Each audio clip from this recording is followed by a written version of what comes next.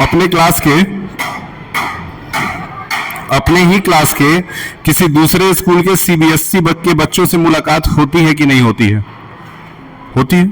नहीं होती है, इसलिए तुम लोग नहीं जा रहे हो। उनके कॉपीज के अंदर 4-4 चैप्टर लिखा हुआ है नए वाली किताब से। समझ में आ रहा है? और तुम लोग अभी सोच रहे हो कि हम लेंगे कि नहीं लेंगे। कावेरी वाली किताब जो अभी आपके इंग्लिश में 2 चैप्टर आया था, 2 चैप्टर आया था। The first one was the lost child और दूसरा था एल्विन वाला चैप्टर। एवलिन करके एक लड़की थी, उसके बारे में था। 2 चैप्टर्स थे। वो दोनों चैप्टर आपके सिलेबस में है ही नहीं। वो पुरानी वाली किताब से, एनसीईआरटी से पढ़ाए गए थे। जो आपका कावेरी का किताब है उसमें है how I teach my grandmother to read, ये पहला चैप्टर है। इसमें टोटल 8 चैप्टर्स हैं जो आपको पढ़ने हैं। तो एटलीस्ट कावेरी वाले किताब से आपके पास कंटेंट होना चाहिए। कावेरी की किताब आप में से सबको जाकर के, कल संडे है, जाकर के ले लीजिए। आपके पास जितना पैसा अवेलेबल है उतने ही पैसे में आपकी कम से कम 4-5 किताबें आ जाएंगी। एनसीईआरटी वाली किताबें सब सस्ती ही होती है। एनसीईआरटी वाली किताबें अगर आप 500 रुपए लेके जाएंगे तो कम से कम 7-8 किताब लेके आएंगे। 500 रुपए लेके जाएंगे, 7-8 किताब आ जाएगा आपका। चले जाइए और लेते आइए, लेट ना करिए। इस तरह से पढ़ाई नहीं होगी। 4 चौक ले आइए, चाहिए 4 चौक ले आइए। ठीक, फिर आते हैं साइंस पे। साइंस में आपको Newton's law of motion chapter कराया गया था।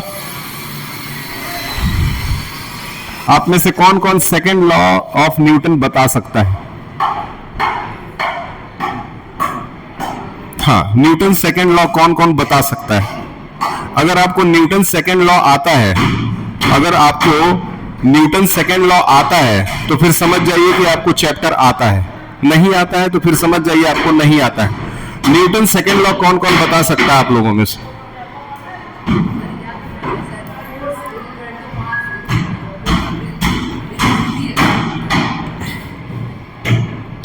कौन कौन बता सकता है? कोई नहीं बता सकता है ना। चैप्टर तो पढ़ा हुआ है, तो चैप्टर पढ़ने के बाद भी क्यों नहीं बता पा रहे हो? न्यूटन के 3 नियम आपको याद होने चाहिए किसी भी हद में, और वो 3 नियम इतने ज्यादा इंपॉर्टेंट हैं जिसमें से सेकंड लॉ ऑफ न्यूटन जो है वो हमेशा पेपर में आता ही आता है। आपको पता है कि आपके यूनिट टेस्ट 1 का पेपर एमसीक्यू होगा? हाँ, बताए थे, हम बताए थे ना। अब वो ओएमआर शीट पे होगा। ओएमआर शीट का मतलब कि आपको 50 सवाल करने होंगे। हाँ, मिल गया। 50 सवाल सारा दे दो, क्या करोगे तुम? रख दो। 50 सवाल करने होंगे टोटल ओएमआर शीट के ऊपर। ठीक, पहले आप रिवीजन के ऊपर पूरी तरह से निर्भर रहते थे कि टीचर आएगा, रिवीजन कराएगा, वही पढ़ के चले आएंगे। अब ऐसा कुछ है ही नहीं। आपको चैप्टर के अंदर से पढ़ना होगा, और चैप्टर के अंदर से पढ़ने के लिए आपको ना टीचर की जरूरत है, ना ही किसी हेल्प की जरूरत है। आपको किताब लेके खुद से पढ़ना पड़ेगा, बीच में से क्वेश्चंस बनेंगे। समझ में आ रहा है? मैं सीधे ऐसे फोटो खींचूंगा पेज का और लिख दूंगा मुझे इस पेज से 10 एमसीक्यू दो, वो मेरे को दे देगा और मैं उठा के आपको दे दूंगा। तो कहीं से भी क्वेश्चन आंसर से कोई मतलब नहीं रह गया। अब आप सिर्फ नोट्स लिखेंगे, और नोट्स के बाद एनसीईआरटी के क्वेश्चंस आप सॉल्व करेंगे, लेकिन यूनिट टेस्ट में वहां से क्वेश्चन नहीं आएगा। इसीलिए किताब लेना बहुत जरूरी है। किताब नहीं लेंगे काम नहीं चलेगा। और एनसीईआरटी वाली ही किताब हम कह रहे हैं लेने के लिए, कोई महंगी किताब नहीं कह रहे हैं। आरएस अग्रवाल नहीं लेना है मत लो, लेकिन एसटीस जो एनसीईआरटी सरकारी किताबें हैं वो तो ले लो जाकर के। ठीक, न्यूटन फर्स्ट, सेकंड और थर्ड लॉ इस समय याद कर लीजिए। तीनों लॉ इस समय याद करके घर जाइए। समझ में आ रहा है ना? तुम्हारी माँ तुमको मेहनत से पढ़ा रही है ना, तो ध्यान दो। ऐसे काम नहीं चलेगा। ये बाउंड्री पे जो तुम लोग लटके रहते हो यहां से, तो वहां से दिखता है पूरा। अभी जो चीज खराब लगेगा बाद में वही चीज अच्छा लगेगा। न्यूटन फर्स्ट लॉ कौन बताएगा? न्यूटन फर्स्ट लॉ तो इजी है, बताएं, बताओ। न्यूटन फर्स्ट लॉ कौन बताएगा? कोई नहीं बताएगा। पूरा चैप्टर हो गया, कैसे काम चलेगा? हाँ बताइए। An object at rest and uniform motion. Uniform motion is a straight line. कोशिश कुछ हद तक की हो लेकिन काम नहीं चलेगा, बैठो। न्यूटन फर्स्ट लॉ क्या है? न्यूटन फर्स्ट लॉ क्या है?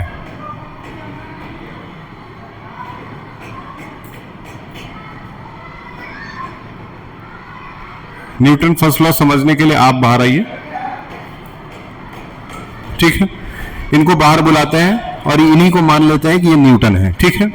इनका जन्म 1665 के आसपास हुआ था और ये कहाँ के पढ़ने वाले थे?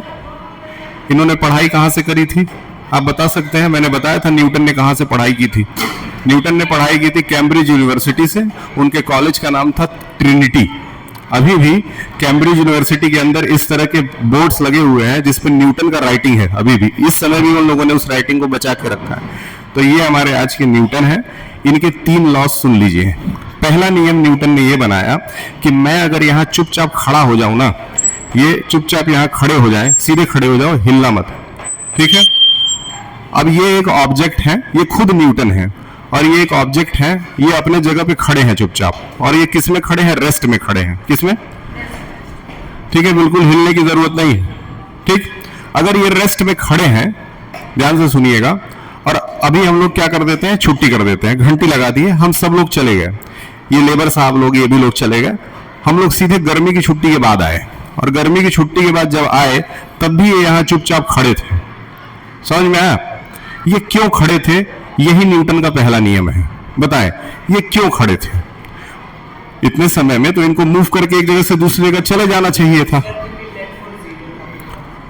बताएं ये आखिर 1.5-2 महीने तक यही चुपचाप क्यों खड़े रह गए? क्या इनके पास इतना दिमाग नहीं था कि ये चल करके चले जाए? जा सकते थे, लेकिन ये इसलिए नहीं गए क्योंकि ये खुद न्यूटन है। अगर ये चले जाते तो इनका पहला लॉ गलत साबित हो जाता। पहला लॉ क्या कहता है कि अगर कोई बॉडी रेस्ट में है, जैसे कि ये दिख रहे हैं, तो ये रेस्ट में ही रहेंगे, ठीक।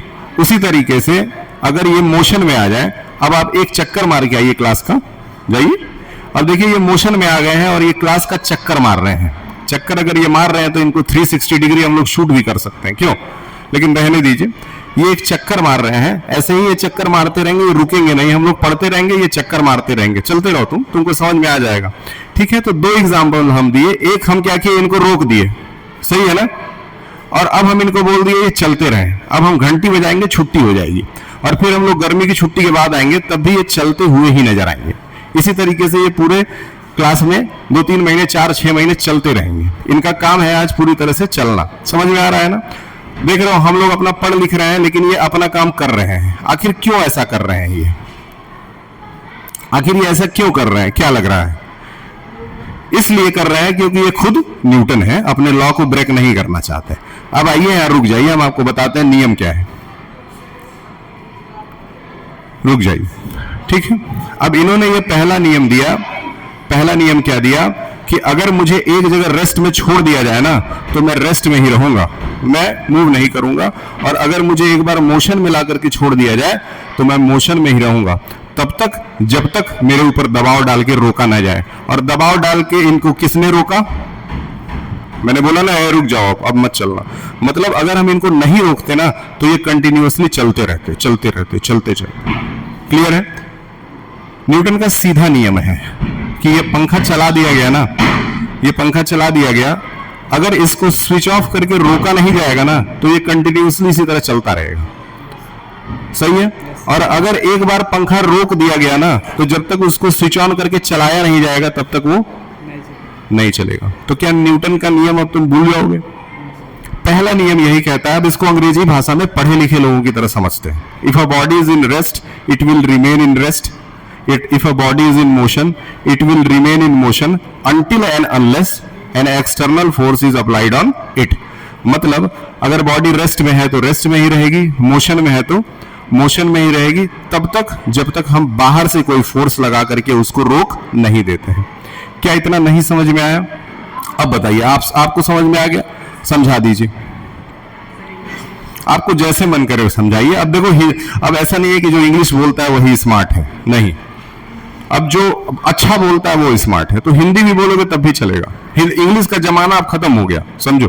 बताइए। सर न्यूटन का फर्स्ट लॉ ये है कि अगर कोई चीज़ या फिर कोई जो वस्तु है अगर उसको रेस्ट पे रखा जाए तो वो मोशन हिलेगी और अगर वो मोशन है अगर उसको जैसे रोका जाए तो रुकेगी।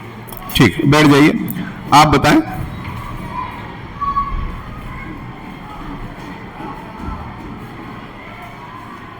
जो समझी वो बता दो। तुम बताओ बेटा, बताइए।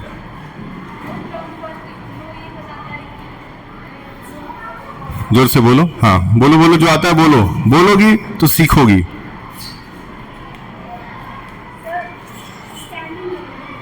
किसको?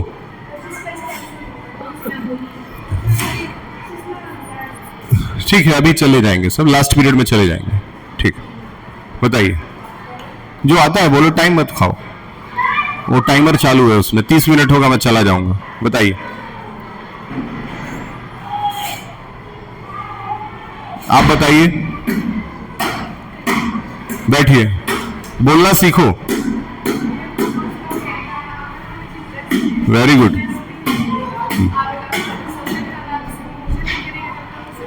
बात खत्म हो गया, बैठिए, बहुत अच्छी बात है। समझ में आया?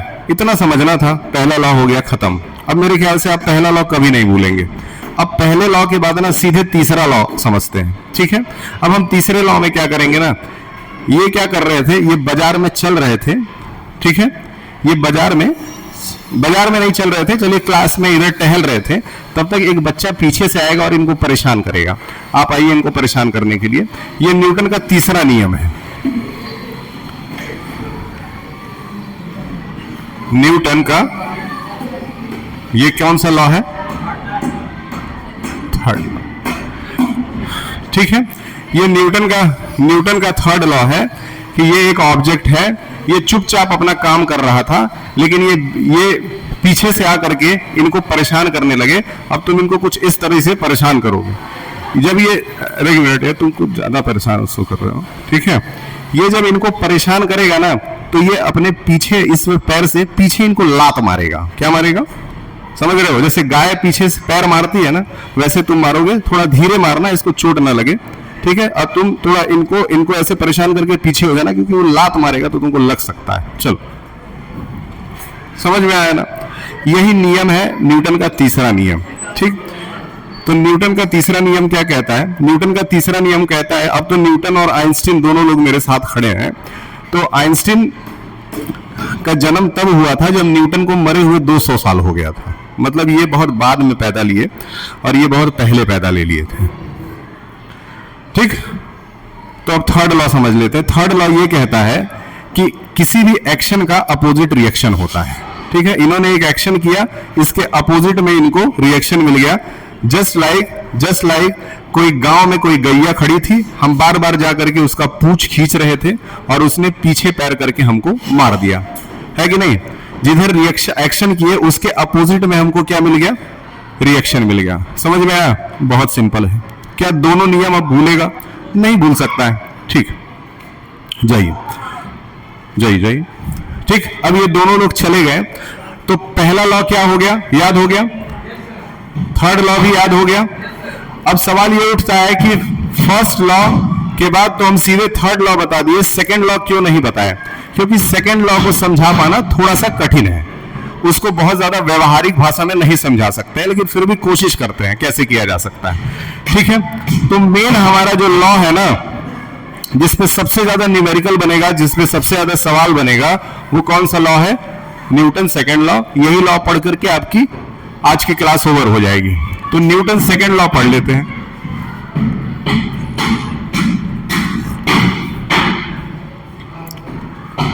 न्यूटन सेकंड लॉ कहता है चेंज इन मोमेंटम।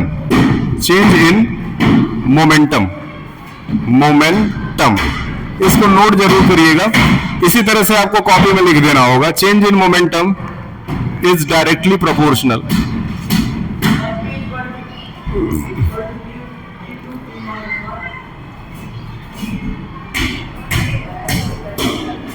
कौन बोला? जब जरूरत पड़ेगा तो हम तुम्हारी बात सुनेंगे। Change in momentum is directly proportional, change in momentum is directly proportional to the unbalanced force, to the unbalanced force। आपके खुशखबरी के लिए बता दें कि आप में से कितने बच्चे सीबीएसई से अपना रजिस्ट्रेशन कराए हैं? सीबीएसई से कौन कौन है? यहां पे भी दो तरह की पढ़ाई चलती है, एक यूपी बोर्ड वाली, एक सीबीएसई वाली। आप में से सीबीएसई है, ठीक। जो क्लास 12th का सीबीएसई का रिजल्ट आया है उसमें 3 लाख बच्चे फेल हुए हैं।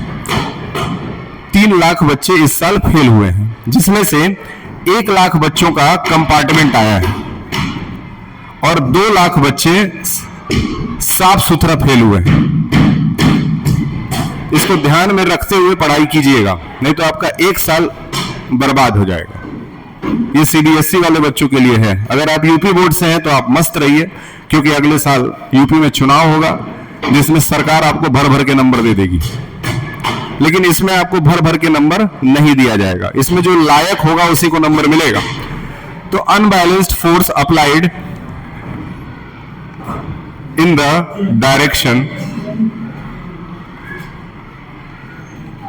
डायरेक्शन ऑफ मोशन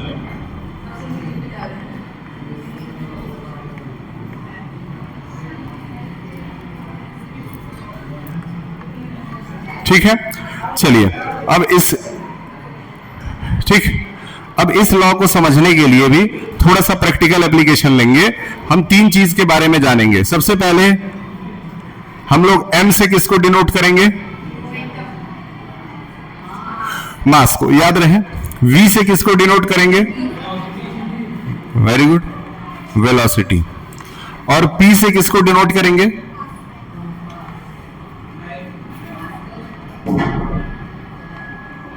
ठीक, P से हमेशा किसको डिनोट करते हैं?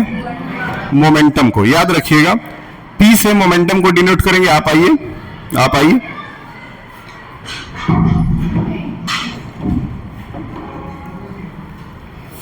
ठीक है ना? चलिए, M से किसको डिनोट करेंगे? मास का मतलब भार, जिसको किलोग्राम में नापा जा सकता है। तो मास का ऐसा यूनिट क्या होगा? किलोग्राम। वेलोसिटी का ऐसा यूनिट कौन बताएगा? वेलोसिटी का ऐसा यूनिट कौन बताएगा?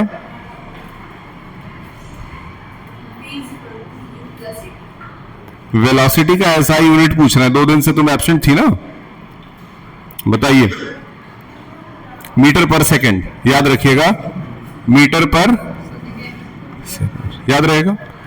अब देखिए, 1 मिनट इधर ही खड़े रहिएगा। मोमेंटम का फॉर्मूला होता है मास इंटू वेलोसिटी। ठीक, अगर मोमेंटम का फॉर्मूला मास इंटू वेलोसिटी होता है तो मोमेंटम की जगह मोमेंटम लिख दीजिए। मास का ऐसा यूनिट क्या था? इसको बोलो, ध्यान दे। याद बताते हैं तो देखो, बाद में उधर लिखना। और वेलोसिटी क्या है? मीटर पर। इन दोनों को अगर मिला दिए तो क्या बन जाएगा? किलोग्राम मीटर पर। याद रखिएगा, ये ऐसा यूनिट है किसका? मोमेंटम का। बहुत इंपॉर्टेंट है, इससे एमसीक्यू बनेगा। एमसीक्यू बनेगा, टिक मारने वाले क्वेश्चन ऐसे छोटे छोटे बनते हैं, आपको समझ में ही नहीं आएगा कहां से आ गया, लेकिन वो सब कुछ बुक में से ही रहेगा। अच्छा, तो हमको मोमेंटम निकालना है तो क्या 2 चीजें पता होनी चाहिए? सही है ना? सही है, ठीक। अब इनको क्यों बुलाया गया है, इनके थ्रू जो है इसको हम एक्सप्लेन करना चाहेंगे। इस बार जो है, इस बार आप नहीं बल्कि हम ही न्यूटन बनेंगे और आप मेरे पीछे खड़े रहेंगे। हमको क्या करना है, क्योंकि आप लोगों में सबसे ज्यादा मास मेरा ही है, वेट मेरा ही है, इसीलिए हम ही आगे खड़े हुए हैं। मेरा मास और मेरा वेलोसिटी कैसे निकलेगा? तो मास तो हम अपना नाप लिए, मान लेते हैं मेरा वेट है इस समय 81 किलोग्राम। तो 81 किलोग्राम मेरा क्या हो गया? मास हो गया। और अब हम अगर मूव कर रहे हैं, मेरे पीछे आइए, हम अगर चल रहे हैं तो मेरा कुछ ना कुछ अपना वेलोसिटी होना चाहिए ना। अब हम नॉर्मल चल रहे थे। ऐसा होता है कि जब प्रेयर खत्म हो जाता है, प्रेयर के बाद बच्चे लाइन से लाइन से क्लास में आते हैं, सही है ना। तो ऐसे ही चल रहे होते हैं, ये मेरे पीछे चल रहे होते हैं। कभी कभी पीछे वाला बच्चा जो है आगे वाले को धक्का देता है, ठीक है। तो धक्का देने से क्या होगा, मेरा चलने का स्पीड पहले से ज्यादा बढ़ जाएगा। तो अब ये क्या करेंगे, मुझे हल्का सा धक्का देंगे कि मैं और तेज चलूं, हल्का सा धक्का देंगे कि मैं और तेज चलूं। फिर ये मेरे पीछे आएंगे और मुझे हल्का सा और धक्का देंगे ताकि मैं और तेज चलूं। दिख रहा है। तो ये बराबर क्या कर रहे हैं, ये बराबर क्या कर रहे हैं, मुझे धक्का देके मेरा स्पीड बढ़ा रहे हैं। बढ़ाइए, ठीक, समझ में आया, क्लियर है। चलिए, थैंक यू, सॉरी, ठीक, जाइए बैठिए। तो ये क्या कर रहे थे, ये बराबर मुझे क्या कर रहे थे, बराबर मेरे ऊपर क्या लगा रहे थे, क्लियर है ना, है ना। अचानक से उससे हो क्या रहा था, उससे मेरा क्या बढ़ रहा था, समझ में आया। तो जब भी आप अनबैलेंस फोर्स लगाते हैं तो बॉडी का मोमेंटम बढ़ता है। लेकिन एक लाइन और इसमें लिखा हुआ है, ध्यान से सुनिए, एक लाइन और लिखा हुआ है, यहां पे इन होना चाहिए। एक लाइन और लिखा हुआ है, in the direction of, in the direction of motion का मतलब कि जिधर मैं चल रहा था उधरी की तरफ मुझे ढकेला जा रहा था, जिधर मैं चल रहा था उधरी की तरफ मुझे, ऐसा नहीं है कि सामने से आगे ढकेला जा रहा था यानी रोका जा रहा था, मतलब मेरे स्पीड को पहले से ज्यादा बढ़ाया जा रहा था, मतलब मेरे वेलोसिटी को बढ़ाया जा रहा था। यह न्यूटन का तीसरा नियम है कि जब भी आप किसी ऑब्जेक्ट की वेलोसिटी को बढ़ाना चाहते हैं तो उसको क्या लगाएंगे, ये तीन नियम है। हो सकता है कि जो ये लिखा हुआ है, हो सकता है जो यहां लिखा हुआ है ये आप भूल जाएं, लेकिन जो एक्टिविटी करके समझे हैं वो कभी गारंटी आपके दिमाग से नहीं निकलेगा। समझ में आया, तीनों लॉ समझ में आ गया। पहले लॉ में क्या था कि इनको एक जगह रोक दिए थे तो ये रुके ही रह गए, छुट्टी हो गई, सब लोग चले गए, गर्मी की छुट्टी के बाद आए। दूसरे लॉ में क्या था, इनको पीछे से कोई परेशान किया, ये पीछे की तरफ लात मार दिए, यानी कि every action is equal and opposite reaction. और तीसरा लॉ क्या था कि हम अगर किसी बॉडी की वेलोसिटी को बढ़ाना चाहते हैं तो उसको क्या कर रहे थे, पुश कर रहे थे, ढकेल रहे थे। क्लियर है, याद रखिएगा। इसके बाद समय मिलेगा तो आगे देखा जाएगा। तब तक के लिए आपका जो काम आपको दिया गया है जा करके करने का